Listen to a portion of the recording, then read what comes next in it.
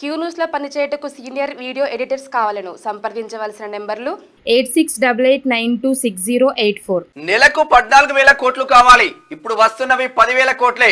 జీతాలు పెన్షన్లకే 4,000 కోట్లు కేటాయింపు.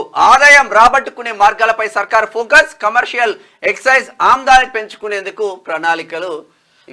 తక్కువ నెలకు 14,000 కోట్ల రూపాయలు అయితేనే ఇల్లు గడిచే పరిస్థితి ఉందట రాష్ట్ర ప్రభుత్వం. లేకపోతే ఆగమాగం ఉన్నది. ఇదంతా కారణం ఏంటి అంటే గతంలో కేసీఆర్ చేసినటువంటి అప్పు 7 లక్షల కోట్ల రూపాయలు అప్పు చేసి పెట్టిండు. అప్పు చేసి పెడితే మిత్తిలు కడతందుకే సరిపోతలేదు పరిస్థితి అంతా కూడా. తర్వాత ఇదివరకు ఇప్పుడు అన్నాడు, ఇప్పుడు కేసీఆర్ అంటుండు, కేసీఆర్ హరీష్ రావు వచ్చి 26,000 కోట్ల రూపాయలు తీసుకొస్తే అదేంటి పైసలన్నీ కూడా కథం చేసిండు, అప్పు తీసుకొచ్చిందని చెప్పి. నువ్వు ఇప్పుడు 26,000 కోట్లు తీసుకొస్తే అక్కడ 36,000 కోట్లు 40,000 కోట్ల రూపాయలు ఏది ఓన్లీ వడ్డీలు కట్టినట రాష్ట్ర ప్రభుత్వం. వడ్డీలు కడుతుంది కూడా సరిపోలే ఇప్పుడు తెచ్చినటువంటి అప్పులు. అటువంటి పరిస్థితిని క్రియేట్ చేసి పెట్టిండు కాక ఇక మళ్ళీ ఇప్పుడు డైలాగులు కొడతారు వాళ్ళు. ఇప్పుడు బీఆర్ఎస్ మళ్ళీ టీఆర్ఎస్ అవుతుందంట. ఇక లంక కథలన్నీ కథలు ఇట్లా అవుతున్నాయి.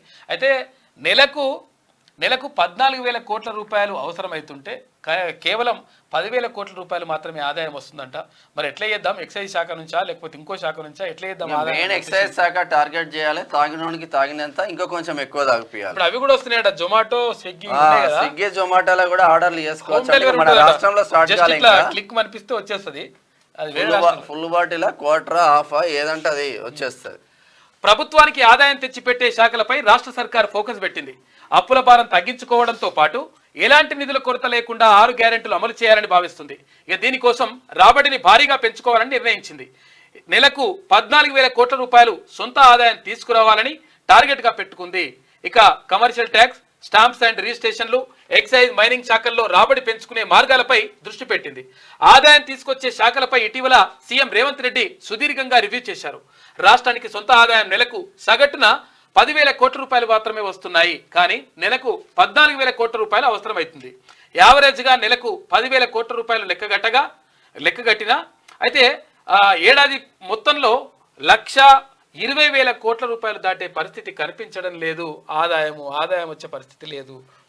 ఆమ్దానిపై ఫోకస్ పెట్టింది రాష్ట్ర సర్కార్. చూద్దాం ఏం జరుగుతుందో. ఇది మీకు వార్తలు రాయడం, విశ్లేషణ చేయడం వచ్చా?